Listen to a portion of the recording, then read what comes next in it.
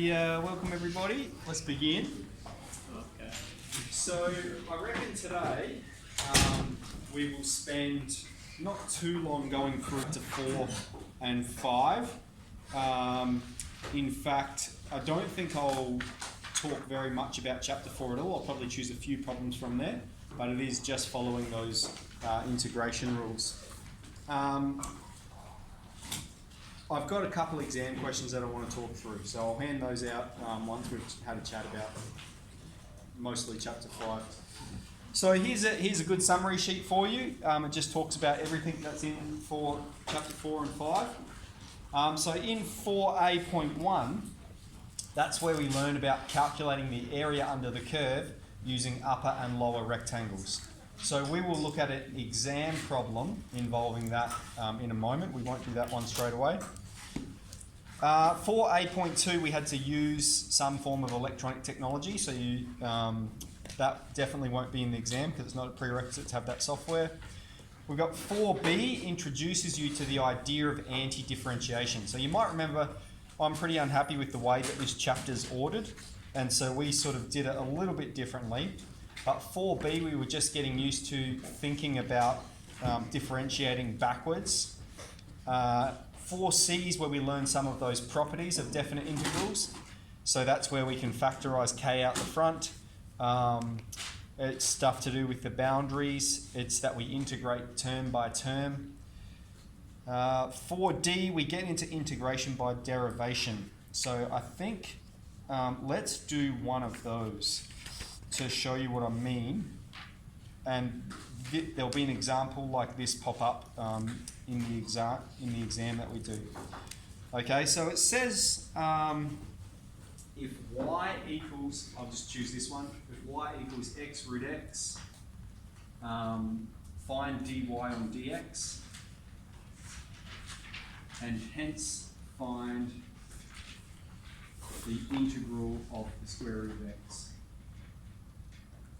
Okay, so it will say something like that. Just looking for an eraser.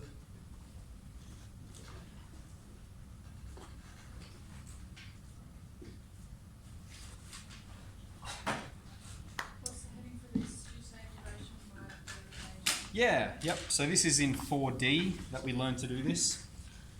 So we've got, if we're going to integrate this, okay, how should we do it?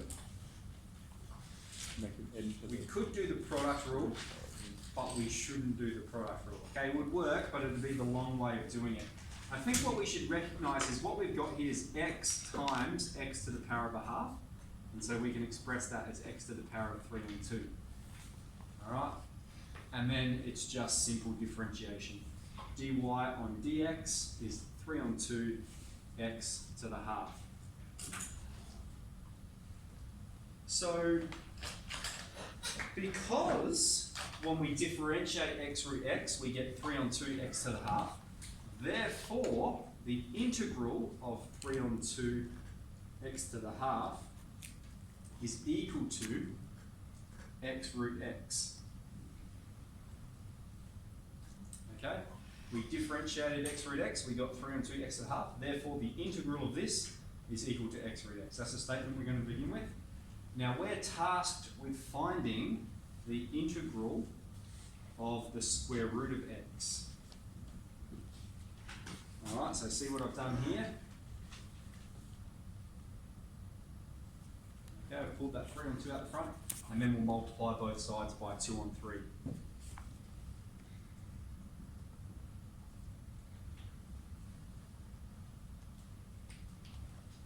Okay, now this was before we actually learnt the rules of integration. So we know how to integrate this anyway. It's x to the n, and so we might do this one quickly.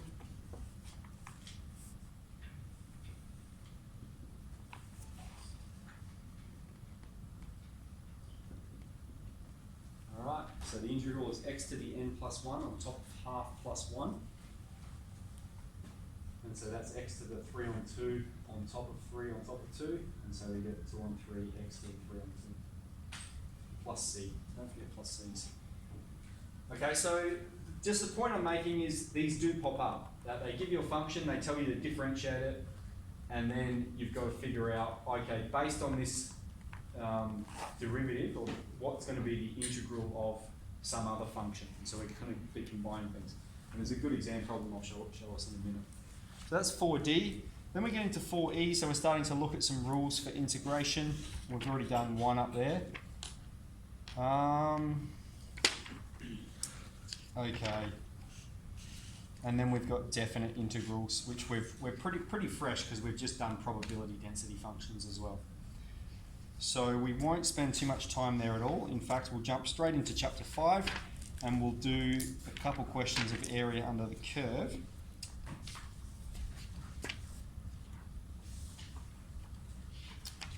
So let's do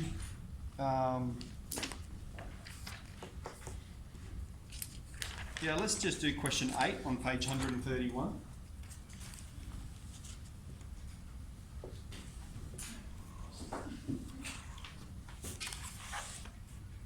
Mr. Osama, finish writing Oh, sorry.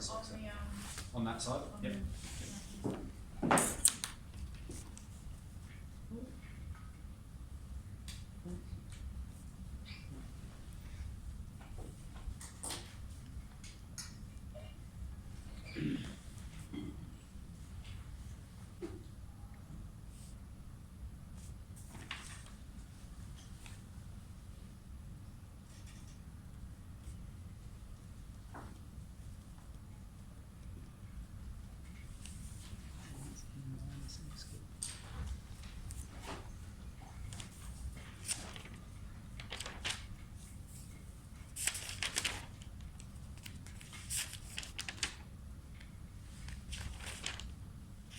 Which one's this? Question 8 on page 131.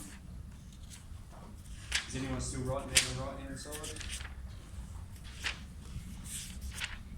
So this question, we can really use our calculator to support us if we're not confident with these quadratic skills, but I think we are. We've been really hammering them for a very long time. So the first part says find the coordinates of A and B. So we could graph it and G-solve them, or we can factorise this. So we're looking for two numbers that multiply together to give us minus x squared. And when we add them together, the product is positive 6, and when we add them together, we get positive 1. So we're probably looking at 5, 3 and 2, and we want positive 3 and negative 2.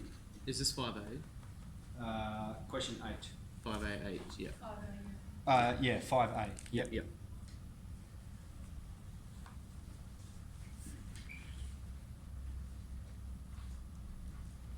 That's going to give us 2x and that's 5x.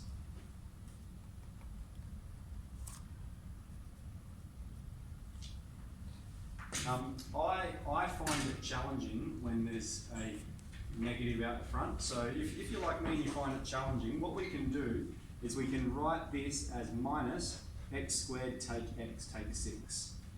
Okay, so we've pulled that negative out the front, and then we can just look at factorising this part. Okay, and so we're looking for numbers that multiply together to give us minus 6, and when we add them together we get minus 1. Okay, and now we can see clearly minus 3 and positive 2. Okay, minus 3 times 2 is going to give us minus 6, and minus 3 plus 2 will give us minus 1. So this is what it factorises to be, minus x take 3 times x plus 2. And so then our roots are 3 and minus 2. So we've got A equals minus 2 and B equals positive 3.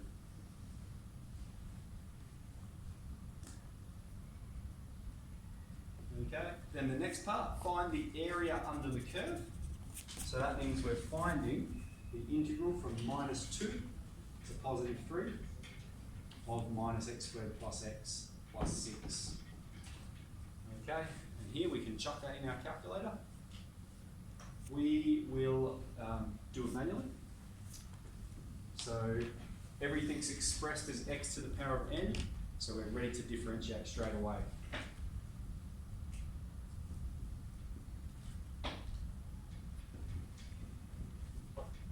Okay, we don't need plus c because it's a definite integral. We've got a boundary that we're talking about. And of course, the other reason this is very fresh is because we've been cranking this in the wine glass folio.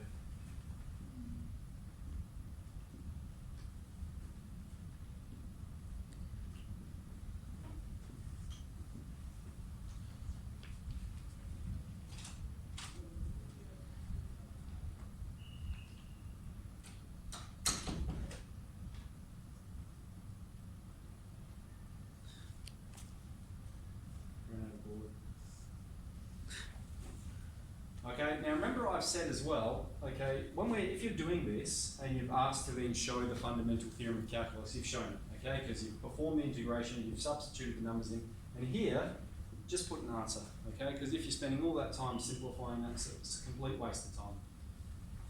So yeah, we'll just crunch that in your calculator. It's yours today, Tim. Thank you. And so yeah, so what I'm saying is let's put this part in our calculator because it's going to be faster. Option, calc, integral. Yeah, I run out of board space. Minus x squared.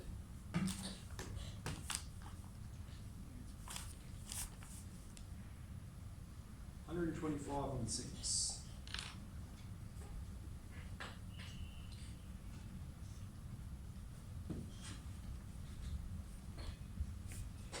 Okay, so that's 5A. 5B, does anyone really want to do one? Because 5B is area between functions, and I think we did a bit of that with our wine glass folio as well. The top function take the bottom function. If one person wants to do one, I'll do it. Yeah. Yep, let's do it. So let's do question, I'll just turn the page a bit. Let's do question 12, okay, 136, question 12. So now we're on to 5B. Now does anyone still write this down?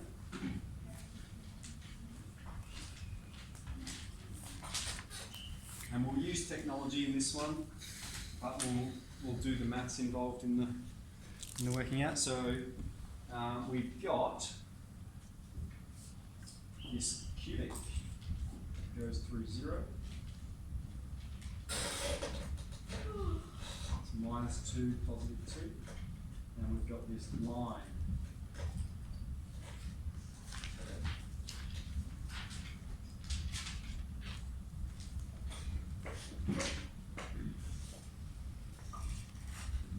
Okay. Find the area inside here. So we've got x to the 3, take 4x. And the other equation is 3x plus 6.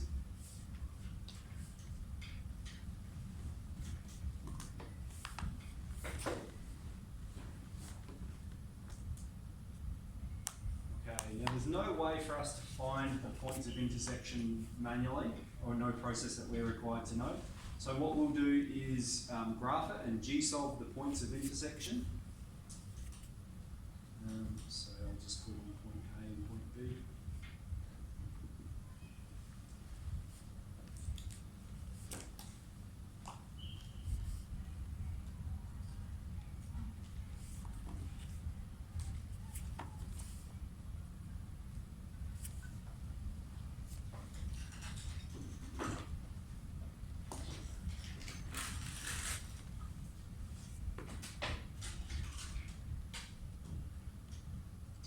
Okay.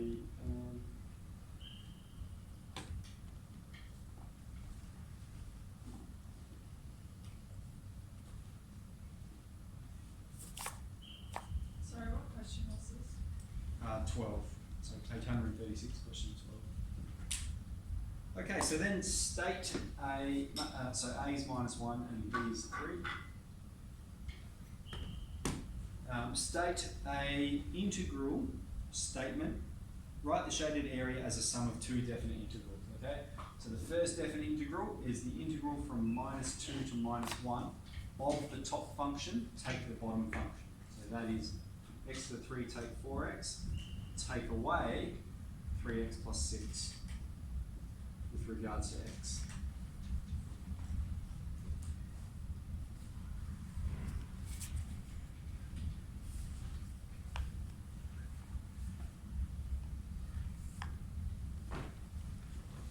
Okay, the other part is the integral from -1 to 3 of the top function, which becomes 3x plus 6. Take the bottom function, which is x to the 3, take 4x. Now make sure you have brackets on here, because that negative is going to apply to all those terms. And then calculate it.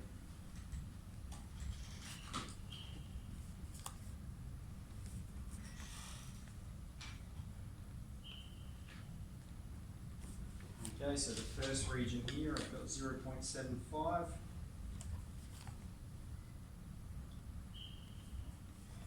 And because I've graphed them and I've g-solved the points of intersection, I can also g-solve the integral.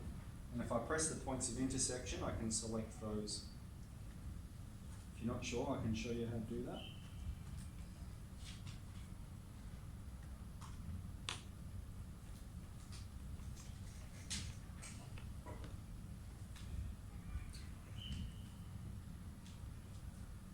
And the second area is 32. So the total area 32.75.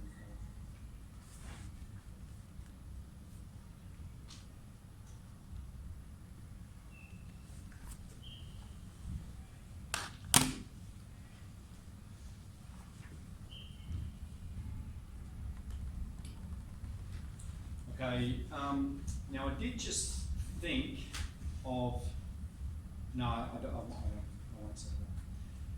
Okay, yeah, so let's move on. So then we've got kinematics. So maybe we'll do a question from kinematics. So how about we do,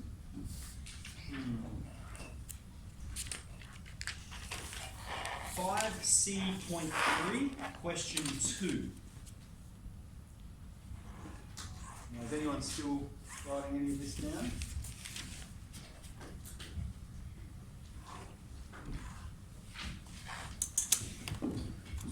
Okay, so this looks like a good one. So we've got the velocity of a particle travelling in a straight line is 50, take 10e to the minus 0.5 t.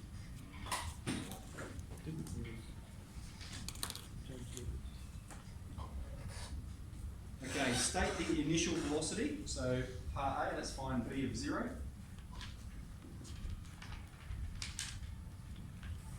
So we're going to have 10e to the 0. Now, any number to the power of 0 is 1.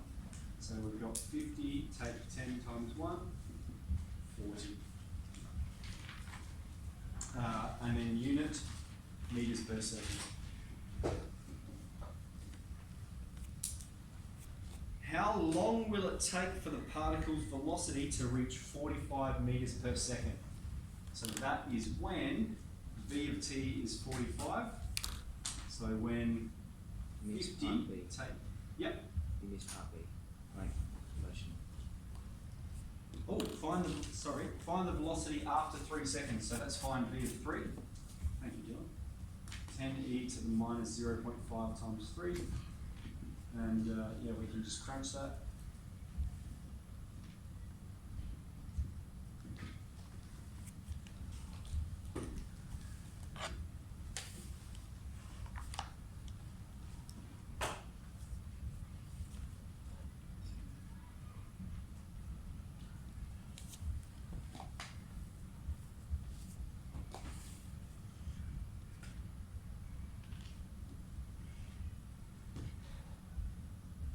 After 3 seconds, its velocity 47.8 meters per second.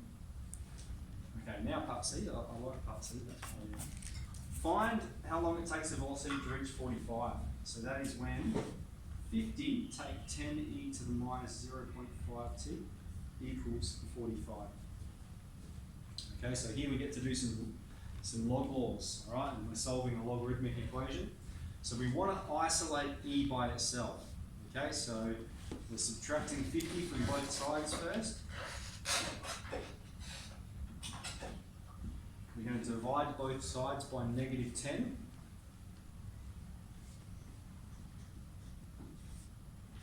And then we can ln both sides.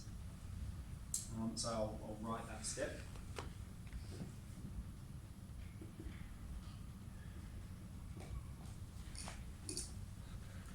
Okay, this becomes minus 0.5t.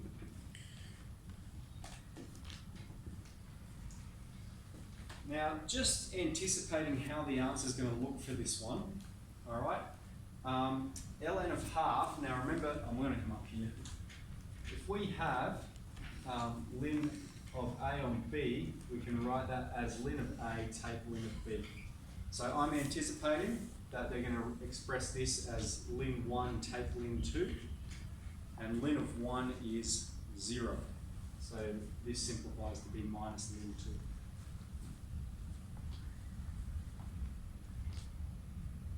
Okay. Just another way to think about it, just pointing out connections here.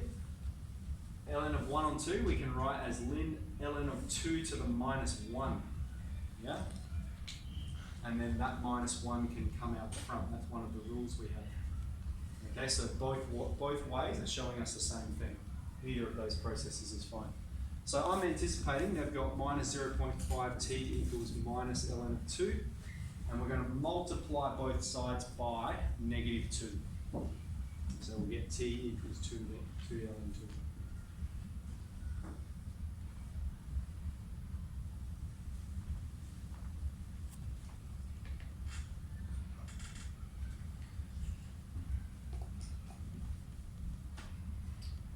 2. Okay, discuss v of t as t approaches infinity.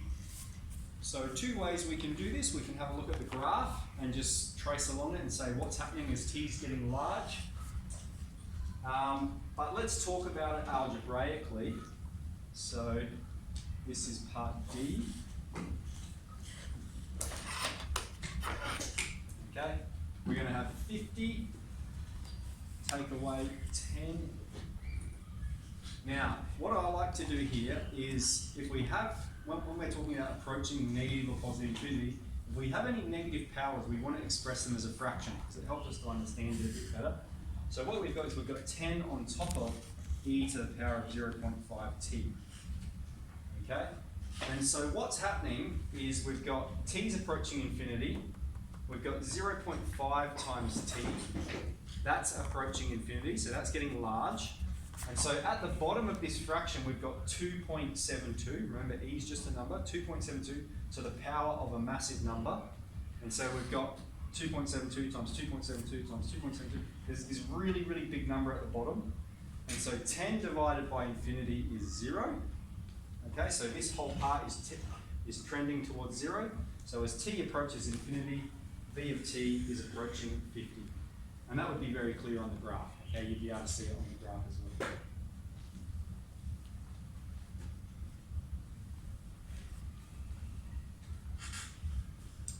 Show that the particle's acceleration is always positive. So we've got v of t. Remember, acceleration is the derivative of the velocity function. So we're going to differentiate here. So a of t is going to be minus 10 times minus 0.5 e to the minus 0.5t, which is positive 5.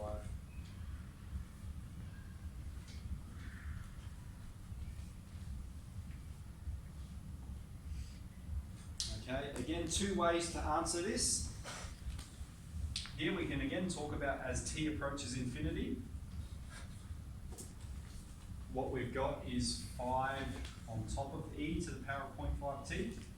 And so it's a positive number, and we've got, as t gets large, this is getting smaller and smaller and smaller, but we've got a of t is approaching 0 from the positive side. Okay? So it's getting smaller and smaller and smaller, but it's always positive. It can never be negative.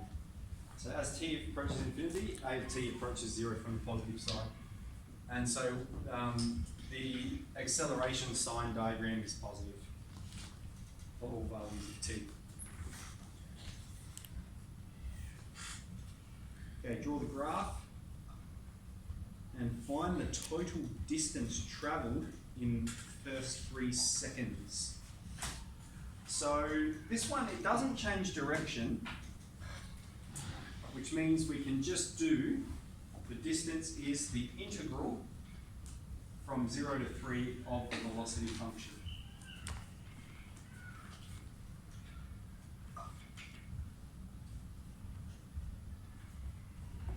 And we'll just put that in the calculator to tell us the distance it travels in the first 3 seconds.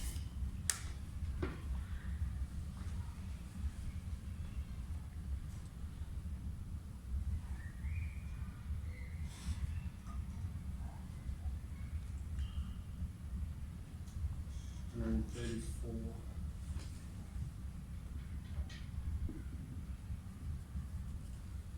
meters.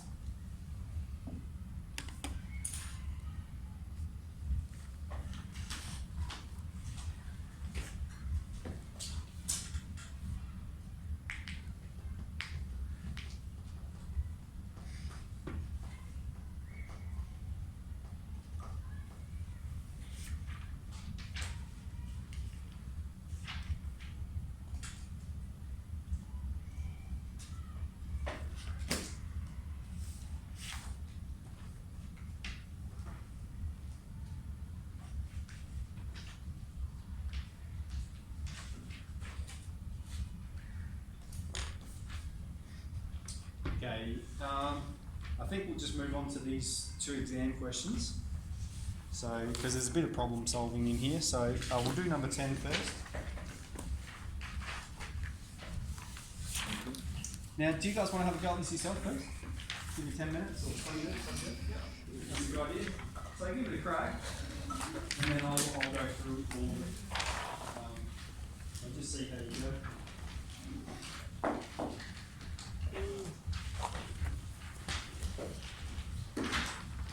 Go to A3. So it's like, that's what we're dropping there from the example. Wonderful. Yeah, Yeah. nice one. Well, you have to. Okay, so we will. I'll just go through. I'll start with number 10, and then I'll move on to number 11. Now, I like these 2 questions. Okay, so number 10. Given the function, show that g dash of x equals x sine x. Did anyone have any trouble doing that? Yep, I'll do it. So we've got g of x is sine x take x cos x. Okay, now this part just, if we differentiate it, just goes to cos of x. But for this part, we need to use the product rule. And so we've got u is x. U dash is 1, v is cos of x, and v dash will be minus sine x. So, g dash of x then, now this part, sine x just goes to cos x, we have take away, and then we're doing the product rule for this part. That is u dash v, take u, plus u v dash. So that's minus x sine x. That's you. Thank you. So cos x and cos x will cancel, and we're left with positive x sine x. So then, yep, stop, pause.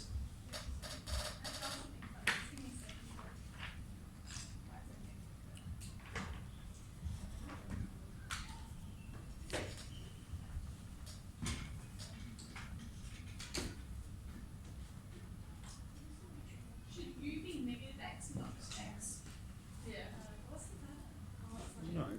the x No, I've just looked at that part, and And then put in brackets. so I've said we're just using this, and the negative's there. Okay. Yep. So So I put negative. yep. It shouldn't make a difference as long as that's positive there. Yeah. Yep.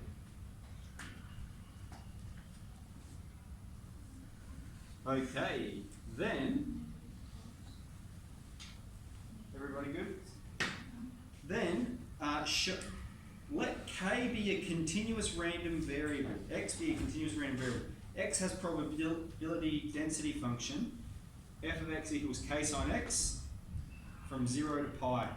And k is a real positive constant. Show that k is half.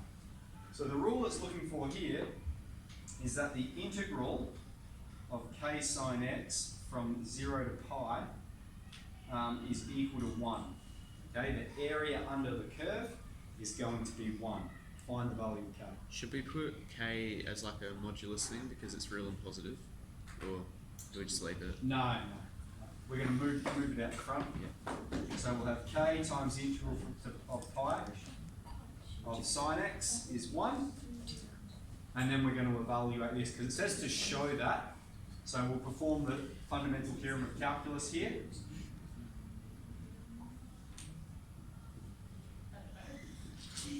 Well, that,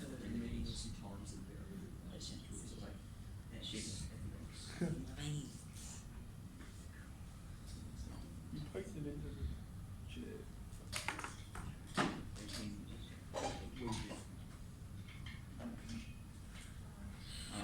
Okay, so cos of pi is minus 1. So we've got minus 1, that's positive 1. And then take away, cos of 0 is positive 1. So we've got take away negative 1 becomes positive 1. 1 plus 1 is 2.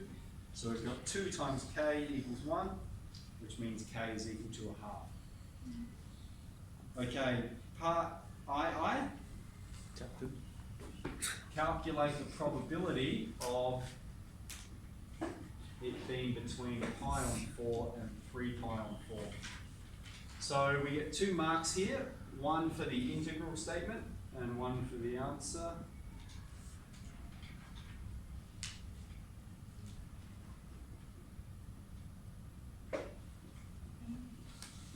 Okay, so notice in part B it said show that k is half. So even if you don't get it, you can still answer this part because you know that that k belongs out the front. And I think if you put that in, you get root 2 on 2. Yep. Okay. Part CI. Write down an integral expression for the mean of x. So the formula for the mean is the integral from a to b of x times f of x. Yep, that's probability density function. And so that's going to be the integral from 0 to pi of x times half sine x. Okay, so that statement would be fine. Evaluate the integral expression. Okay, so what it wants us to find is the integral, and I think this is probably where we get a bit stuck, of x sine x from 0 to pi. Okay? So here is where it's not good enough to just put that in our calculator. We can see it's worth 3 marks. We've already made a statement about the expression, and so it wants us to see a bit of working out. Any ideas? part one. Dylan's got an idea? Okay. You never do anything in vain. Okay, so whenever you get to a part and you're stuck, you look back at what you've done previously. What did we do previously? Up here, we saw that if this is g of x, this is g dash of x. And now down here, we're being asked to integrate x sine x.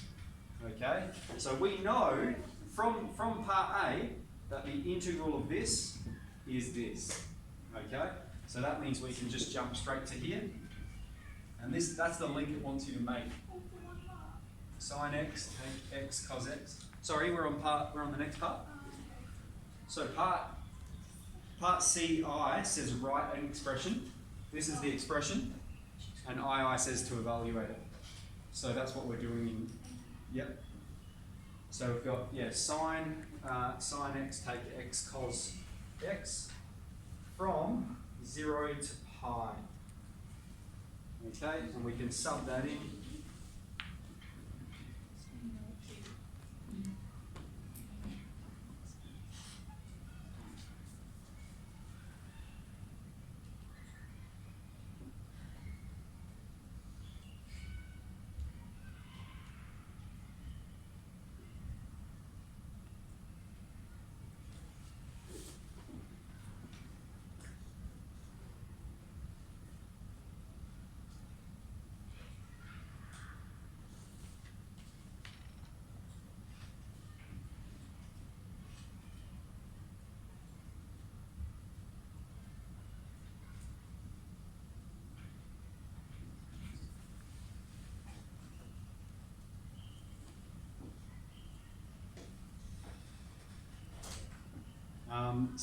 So sine of pi is 0, cos of pi is -1, and so remember I've said you don't need a unit circle, you can get these from your calculator.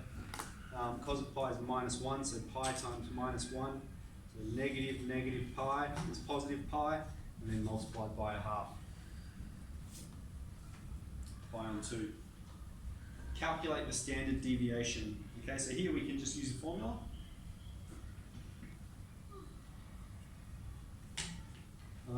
So I can't remember that off the top of my head. The square root Obviously not that one. integral of a to b Yep. I'll write out the formula. x squared fx dx. X squared fx dx. That's all. And we take the midsets. Cool. So what we're going to calculate then, we're going to say standard deviation of x is equal to the square root .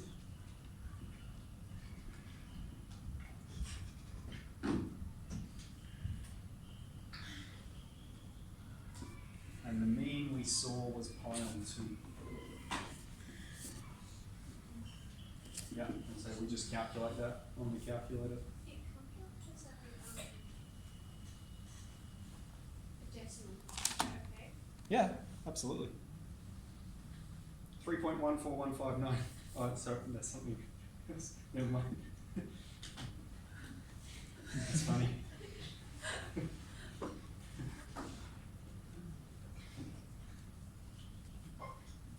0.5 sine x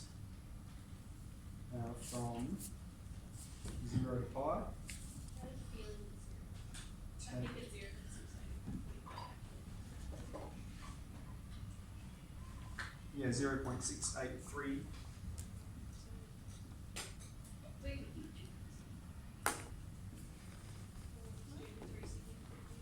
Yep, unless otherwise stated. Can we have a little bit more time to do questions? Yes.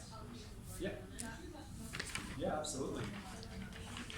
Yeah, so maybe another 5 minutes if you want to do some more of 12. Question mark. Okay, go. Shy on time. So, question 11. So hopefully we had a bit of a read of it. So there's the graph. An estimate is required for the area under the curve from 1 to 3. So we're going to calculate an overestimate. So part 1, you get a mark for drawing the 4 rectangles. Okay, so the point is they have 4 rectangles from 1 to 3, which means the width of the rectangles is 0.5. Then calculate the overestimate. Now here, and it's the important point to note is 4 significant figures. Okay, so that means we should get the values we're talking about, the y values, to 4 significant figures. And so I think the best way to do it is to graph the function. Okay, you're going to hit the F1, hit trace, so you can trace along it, and then press x is 1.5, okay, to get the height of your first one. X is 2 to get the height of your second one. X is 2.5 and x is 3. You get the picture?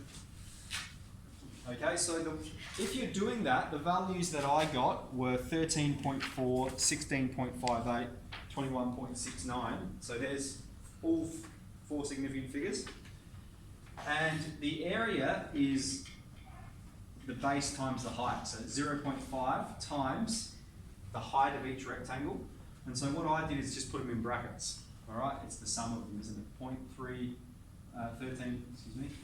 13.14 plus 16.58 plus. So these are the heights I got. When x is 1.5, when x is 2, when x is 2.5.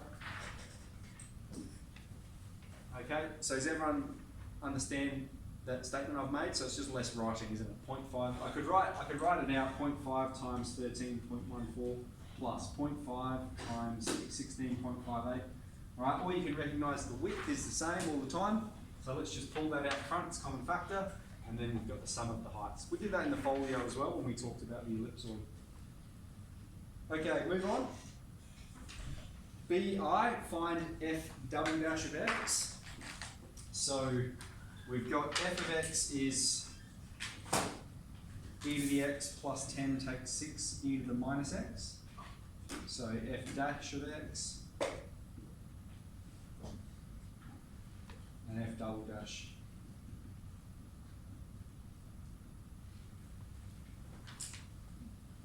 The solution to f double dash of k equals 0, direct to three significant figures, is k equals 0.896. Determine the exact value of k.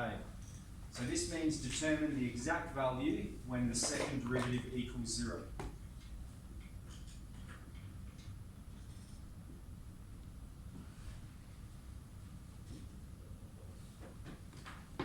Okay. So when you're confronted with something like this, there's a couple of ways you can think about it, but we want to get it in terms of e to the x, okay, just one lot of e to the x, so that we can put the natural log to both sides. Perhaps if I write it like this, the solution becomes more apparent, okay? What we have to do is multiply both sides by e to the power of x. Okay, we can do anything as long as we do it to both sides. Here, if we multiply both sides by e to the x, we're going to get e to the 2x take 6. All right, equals 0. And now we can go ahead and solve that. I think this is the tricky step. What do I do to begin with? E to the 2x is 6.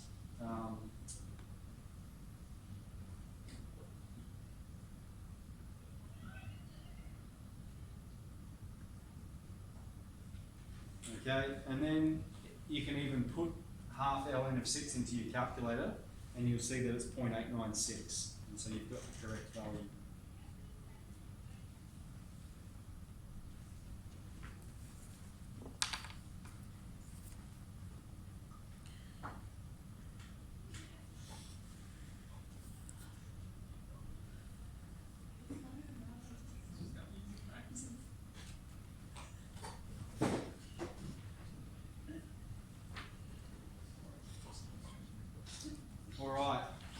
So then, now remember I've said that all these parts are linked together. So this next part says, what values of x is the second derivative greater than 0? So we could look at the graph of the second derivative function to help us out. All right, and what you'll find is it's like this, and this value here is going to be, don't you know it, 0.896. Okay, so that's going to affirm what we've found. But what we're asked is, when is f double dash of x greater than 0? All right, and so we could go ahead and solve this. Now we're not going to, I'm just making the point. All right, remember this operates exactly as an equal sign unless we multiply or divide by a negative number, and then it switches. Now we haven't done any multiplication or division by negative numbers here, which means it occurs when x is greater than half ln of 6. All right, and remember half ln of 6 is 0.896, and so it's positive when it's greater than that value. Okay, so you can pull your calculator out to look, and affirm the statement, but it follows on from what we've been doing. Okay, last part. Now the point it's making here, the second derivative is greater than 0, which means it's concave up, okay? So f of x is concave up for x is greater than half ln of 6 or 0.896, okay? Now we've looked at the area from x is 1 to x is 3. So if I bring up the function again, something like that. So we're looking at the area from here to here. And it's concave up, which means it's opening upwards. And the question is, what's going to be closer, the overestimate or the underestimate? Okay, it says don't calculate the underestimate. Of course you could, to guarantee you get yourself 1 mark, but it'd be a long way to do it. What we need to recognise is, and I pointed this out to some of you guys in your folio task, if we consider upper rectangles, okay, here it's concave up, so it's opening upwards. If we consider upper rectangles, this is how much error we have. Wow. Okay. Upper. And if we consider lower rectangles, this is how much error we have. And we have less error with the lower rectangles, therefore the underestimate is closer. All right, good. So well done everybody. Have a nice day.